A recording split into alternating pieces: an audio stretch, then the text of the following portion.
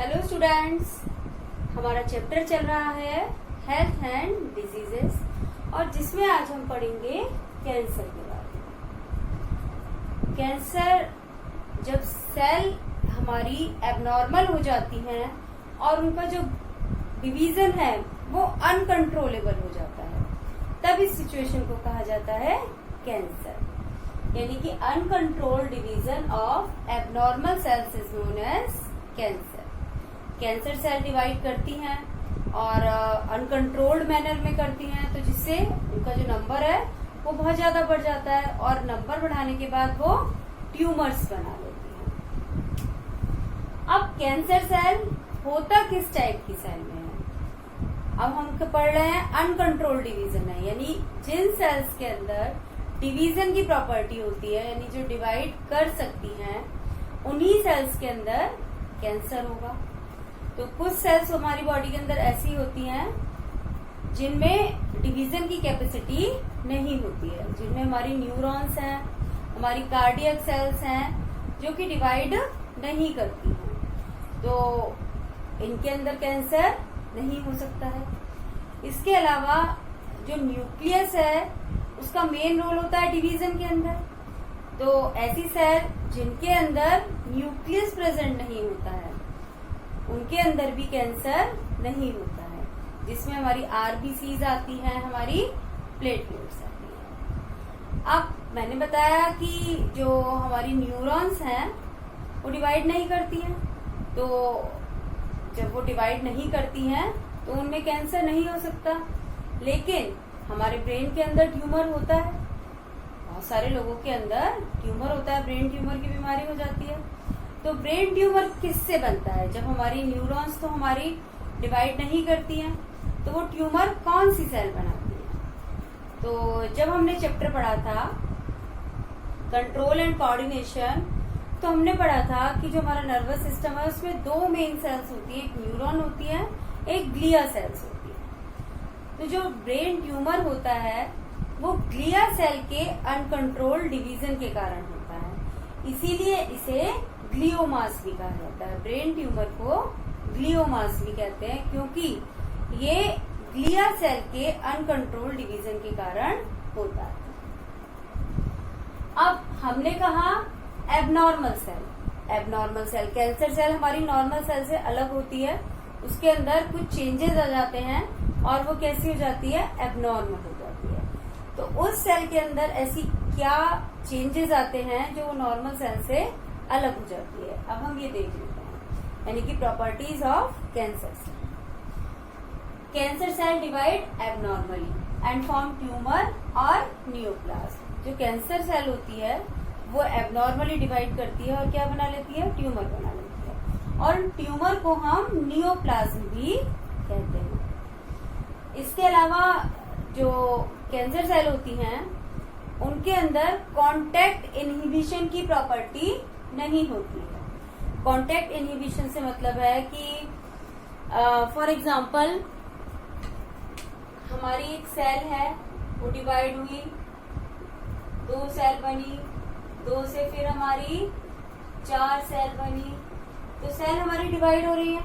लेकिन जब वो उनकी जो एडजेसेंट सेल होती है वो उससे टच होती है, तो वो एक दूसरे की जो डिवाइड होने की जो डिवाइड हो रही हैं उस प्रॉपर्टी को रोकती है। यानी कि अगर हमारी सेल डिवाइड होकर दूसरी सेल से टच हो रही है और दूसरी सेल भी डिवाइड हो रही है, तो वो एक दूसरे के डिवीजन को रोकती हैं। इसे कहते हैं कॉन्टैक्ट इनहिबिशन, यानी कि जरूरत ही नहीं है डिवीजन की तो डिवाइड नहीं होना है, तो सेल एक दूसरे के डिवीजन को रोक देती है। तो इस प्रॉपर्टी को कहते हैं हम कॉन्टैक्ट इनहिबिशन। लेकिन कैंसर सेल के अंदर कॉन्टैक्ट इनहिबिशन नहीं होता है, यानी कि वो किसी के रोकने पर उनका जो डिवीजन है वो नहीं रुकता है, वो डिवाइड करती रहती है। These cells are immortal. देखो जो सेल होती हैं उनके अंदर प्रॉपर्टी होती है, उनकी एक सर्टेन एज होती है कि उस एज के बाद वो डेड हो जाती हैं। लेकिन जो हमारी कैंसर सेल होती हैं वो इमॉर्टल होती हैं, यानी कि वो कभी भी नष्ट नहीं होती हैं और वो लगातार डिवाइड करती है। इनका जो न्यूक्लियस होता है वो इरेगुलर हो जाता है, उसके अंदर जो डीएनए का कंटेंट है वो बढ़ जाता है, क्योंकि इनकी जो डिवीजन की प्रॉपर्टी है वो बढ़ गई है, डिवीजन की प्रोसेस बढ़ गई है, इसीलिए इनका जो डीएनए कंटेंट है वो भी बढ़ जाता है। They release tumour angiogenesis factor, ये cell tumour angiogenesis factor release करती हैं। ट्यूमर एंजियोजेनेसिस फैक्टर ट्यूमर के अंदर ब्लड वेसल्स की सप्लाई को बढ़ा देता है, जिससे कि जो ट्यूमर है उसकी ग्रोथ बढ़ जाती है। These cells compete with normal cell for nourishment, और ये सेल जब नंबर बढ़ाएंगी अपना तो इनको न्यूट्रिशन चाहिए बढ़ने के लिए, तो न्यूट्रिशन कहाँ से मिलेगा, हमारी बॉडी से ही मिलेगा। तो ये बाकी जो हमारी नॉर्मल सेल्स हैं उनसे compete करती हैं न्यूट्रिशन के लिए, यानी कि उनका जो न्यूट्रिशन है जो उनके लिए लिया गया है वो ये ले लेती हैं, जिससे कि हमारी जो बॉडी है वो वीक होती चली जाती है। तो इस तरीके से हमने कैंसर सेल की कुछ प्रॉपर्टी पढ़ी, और कैंसर की स्टडी को कहा जाता है ऑन्कोलॉजी, और जो स्पेशलिस्ट होते हैं कैंसर के उन्हें कहा जाता है ऑन्कोलॉजिस्ट। ओके, अभी हम आगे इसमें बहुत सारी चीजें हैं, कैंसर की कॉज है, ट्रीटमेंट है और ट्यूमर्स के टाइप हैं, वो हम आगे देखेंगे। ओके स्टूडेंट, अब हम पढ़ेंगे टाइप्स ऑफ ट्यूमर्स के बारे में। हमने देखा था जो कैंसर सेल होती हैं वो एबनॉर्मली डिवाइड करती हैं और ट्यूमर बना देती हैं। ट्यूमर दो तरह के होते हैं, benign tumour and malignant tumour. जो बेनाइन ट्यूमर होते हैं वो लेस हार्मफुल होते हैं, वो अपनी ही जगह पर रहते हैं, और इनकी जो ग्रोथ होती है वो भी काफी कम होती है। ऐसा नहीं है कि हमें किसी ऑर्गन के अंदर बेनाइन ट्यूमर है तो वो वहां से उसकी सेल किसी दूसरे ऑर्गन पर चली जाए, तो ये हमारा लेस हार्मफुल होता है। दूसरा ट्यूमर होता है हमारा मैलिग्नेंट ट्यूमर। मैलिग्नेंट ट्यूमर की जो सेल है वो ट्यूमर से अलग होकर दूसरी जगहों पर भी जा सकती हैं और वहां पर भी कैंसर कॉज कर सकती हैं, और इस प्रोसेस को हम कहते हैं मेटास्टेसिस।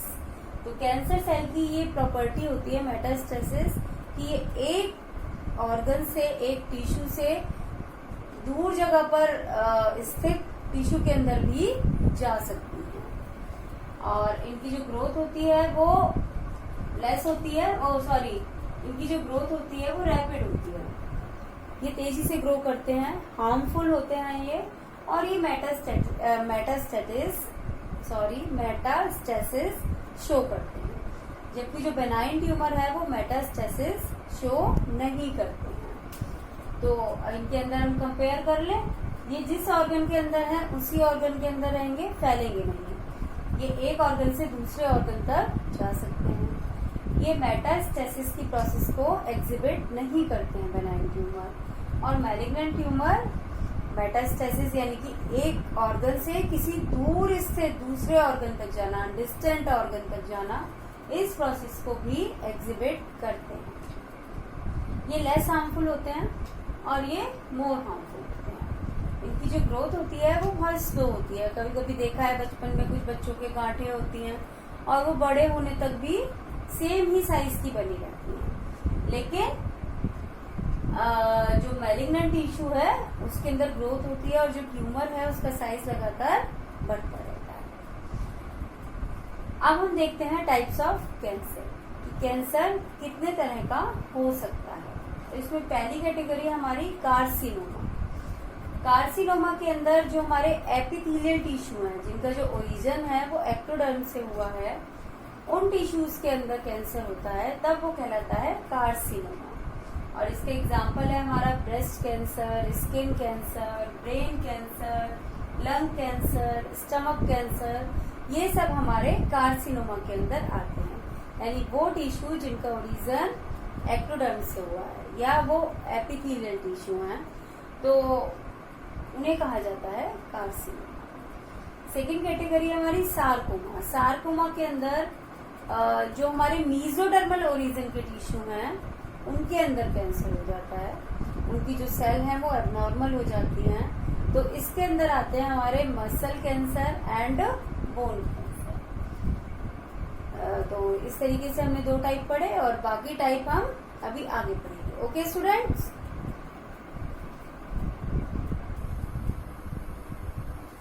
हमने कार्सिनोमा के बारे में पढ़ा, सार्कोमा के बारे में पढ़ा, और जो बोन कैंसर होता है उसे कहते हैं ऑस्टियोमा, और जो मसल कैंसर होता है उसे हम कहते हैं मायोमा। इसके बाद हमारी थर्ड कैटेगरी है ल्यूकीमिया। ल्यूकीमिया यानी कि ब्लड कैंसर। ब्लड कैंसर के अंदर जो WBCs होती हैं उनकी जो ग्रोथ है वो एबनॉर्मल हो जाती है और इसी की वजह से ब्लड कैंसर होता है। और जो ब्लड कैंसर है वो दो टाइप का होता है, माइलॉइड और सेकेंड है हमारा लिम्फोइड। माइलॉइड के अंदर जो हमारी ग्रैन्युलोसाइट्स होती हैं उनकी ग्रोथ एबनॉर्मल होती है और उनके अंदर कैंसर होता है। और लिम्फोइड के अंदर जो हमारी लिम्फोसाइट्स हैं उनकी ग्रोथ एबनॉर्मल होती है। ल्यूकीमिया दो टाइप का है, माइलॉइड यानी ग्रैन्युलोसाइट कैंसर एंड लिम्फोइड यानी कि लिम्फोसाइट कैंसर। इसके अलावा और भी कुछ कैंसर होते हैं जैसे मेलानोमा, जो हमारी मेलेनोसाइट होती हैं स्किन के अंदर पाई जाती हैं उनका कैंसर, ग्लियोमा हमारी ग्लियल सेल का कैंसर, एडिनोमा हमारी ग्लैंड्स के अंदर अगर कोई कैंसर हो जाता है तब उसे कहा जाता है एडिनोमा, एंड लाइपोमा। लाइपोमा यानी कि हमारे जो एडिपोज टिश्यू है, फैट टिश्यू, उसके अंदर अगर कैंसर होता है तब उसे कहा जाता है लाइपोमा। तो इस तरीके से 3 मेन टाइप्स होते हैं, सार्कोमा और ल्यूकीमिया एंड कार्सिनोमा। ये 3 टाइप्स हैं में हमारे कैंसर के। और कुछ कैंसर अलग भी होते हैं जो इतने ज्यादा प्रोमिनेंट नहीं होते हैं, जिनमें मेलानोमा जो हमारी मेलेनोसाइट का कैंसर है, ग्लियोमा जो हमारी ग्लियल सेल का कैंसर है, एडिनोमा ग्लैंड्स का कैंसर और लाइपोमा हमारे एडिपोज टिश्यू का कैंसर। अब हम देखते हैं कॉजेज ऑफ कैंसर कि कैंसर होता किस कारण से है। तो देखिए, जो हेल्दी पर्सन होते हैं उनके अंदर 2 तरह के जीन होते हैं। एक होते हैं ऑन्कोजीन जो कि कैंसर कॉजिंग जीन होते हैं, एक होते हैं एंटी ऑन्कोजीन जो कि कैंसर को रोकते हैं। जो हमारे ऑन्कोजीन होते हैं वो इनएक्टिव फॉर्म के अंदर होते हैं हेल्दी इंडिविजुअल के अंदर, यानी कि प्रोटो ऑन्कोजीन की फॉर्म में, जबकि जो एंटी ऑन्कोजीन है वो एक्टिव फॉर्म में होते हैं। यानी हेल्दी ह्यूमंस के अंदर कैंसर को रोकने की अपनी ही एक टेंडेंसी होती है। अगर उसके अंदर कोई चेंज आए तब कैंसर होने के चांसेस हो जाते हैं। तो अगर जेनेटिक मटेरियल चेंज हो जाए और जो हमारा प्रोटो ऑन्कोजीन है वो एक्टिव ऑन्कोजीन के अंदर चेंज हो जाए तब कैंसर होने के चांसेस होंगे, क्योंकि जो कैंसर कॉजिंग जीन है वो एक्टिव हो गया।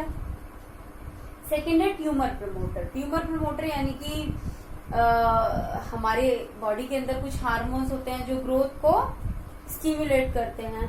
तो अगर इन हार्मोन्स के अंदर कुछ इम्बैलेंस आ जाता है, इनकी जो कंसंट्रेशन है वो बढ़ जाती है, तब ट्यूमर बनने के चांसेस बढ़ जाते हैं। तो इसीलिए इन्हें कहा जाता है ट्यूमर प्रमोटर।